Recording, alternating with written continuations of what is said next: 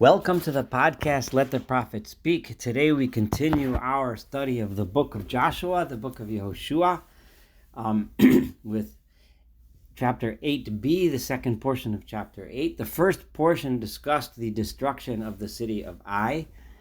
And again, we have an important reminder to the people that the nature of this conquest is a very different type and sort of conquest as the standard conquests that would have been occurring all around the world in this time period, or pretty much for all of time periods.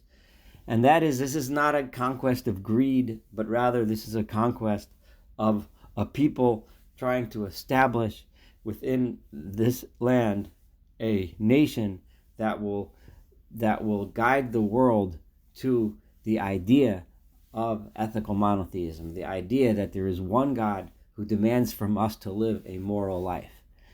And the biggest danger when there is a military victory and a lot of death and destruction is that the people can then forget that this has an important and spiritual purpose, and they could become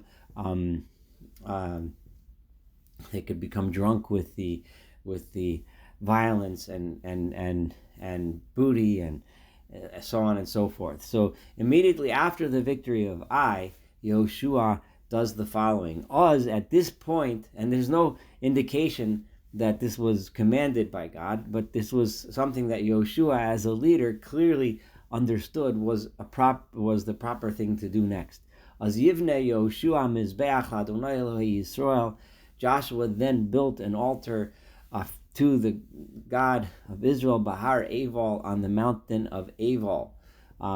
This was commanded earlier in the Torah that it should be done, and Yehoshua realized that now is the time to do it. Kasher tziva Moshe Eved Adonai, just like Moses, the servant of God, commanded at Bnei Yisrael, commanded the Jewish people, the people of Israel. Kakotuv b'Sefer Torah Moshe, as is written in the Torah. Yehoshua realized that now is the time to fulfill this commandment that Moshe had conveyed to the people when Moshe was still the leader on the other side of the Jordan. And this is how it should be built. Mizbach avonim shleimot. The Mizbeach, the altar, should be built out of complete stones. Asher lo heinif alehen barzel. That metal has not been used to strike and cut these stones into shapes, into squares or blocks. And this vayalu avolot Adonai, and upon this altar they brought sacrifices to God, vayizbuchu shlamim, and they slaughtered sacrifices of peace, which means that these were consumed and eaten by the people in a celebratory feast. Now the this message is how the message that with the worship of God we take. There are no barzel, there is no weapons, there is no killing, and violence. The Hasher Lohei Nifalei Barzel, the altar of God, has to be built with whole, complete stones, which symbolizes the weapons of war, have not been used, because the worship of God is not done through violence. And this is a specifically important message at exactly this juncture, just after the military victory, that sometimes these things are necessary, but it's not ultimately what God wants. Rather, what God wants is shalomim, vayizbechu shalomim, which comes from the word shalom, of peace. And again, the word avonim shilemot, the stones that are whole and complete. Shalem, the same root as the word peace. Completion, wholeness, comes from shalom, peace, not from war. Vayichtav sham al avonim. And then Yehoshua wrote on the stones 8 Mishnei Torat Moshe, a copy of the Torah of Moshe, Asher Katav Lifnei Bnei Yisrael, that Moshe had written, in other words, the entire Torah that Moshe had written for the people of Israel. Just as Moshe had written down the Torah, Joshua now writes down the Torah and inscribes it on these stones.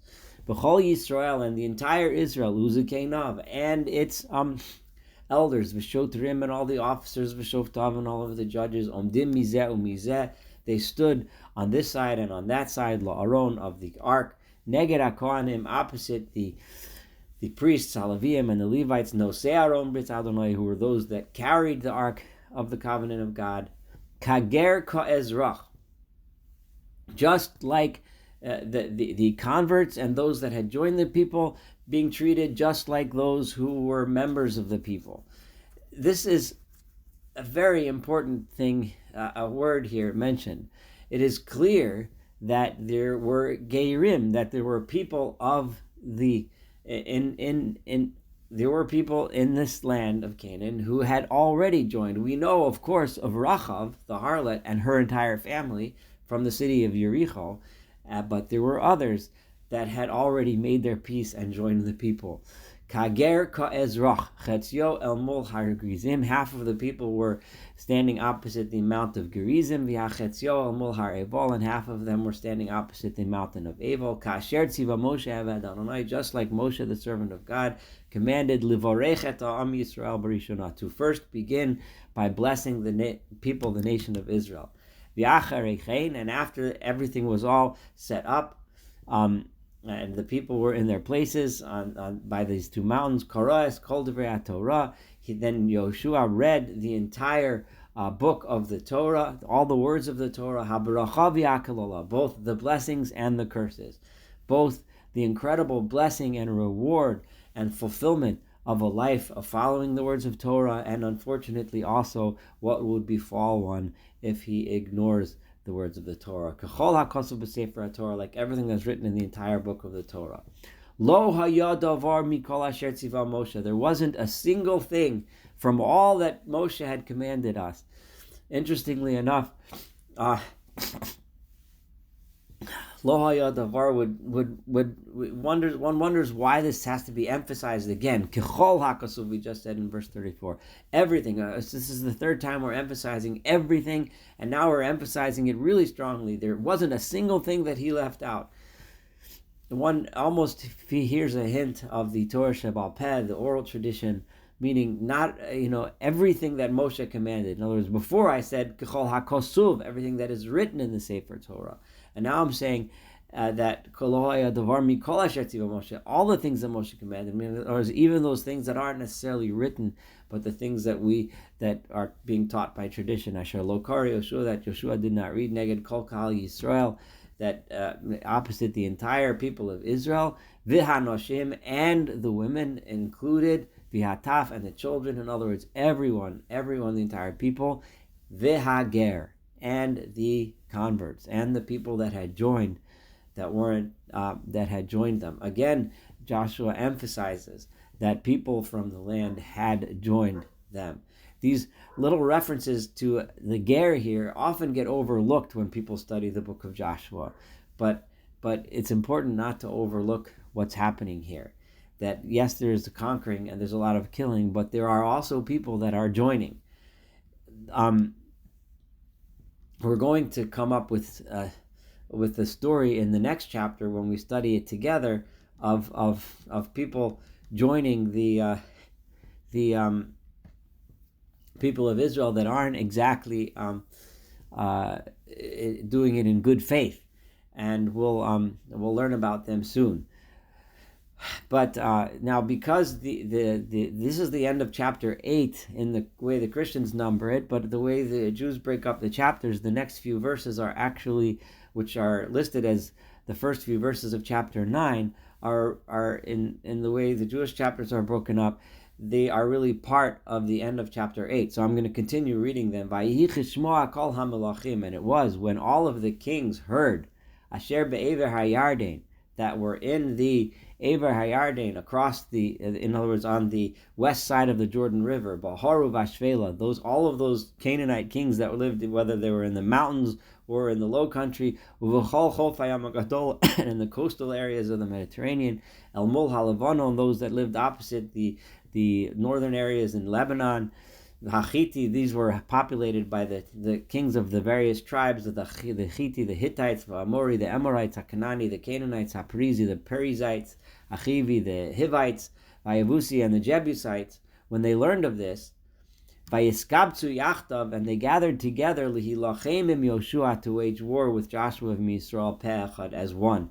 They realized that the only way they were going to win, the cities of Jericho and Ai fell because they were on their own, but if we all band together against them, we could do it. Now, one could easily see why, in the way the Christians divided this up, this is the heading for the next chapter, because there was this prayer and this reading of the Torah and everything. And then Vayiki Shmoa Kol HaMelachim, and to wage war, begins the next section, which discusses the wars. And that makes logical sense, and you can understand why the chapter 9 starts that way. However, the way the Jewish chapters are broken up teaches us something, that when you divide it like this, you lose it. But the way the Jewish chapters attach these two verses to that episode of teaching of the Torah,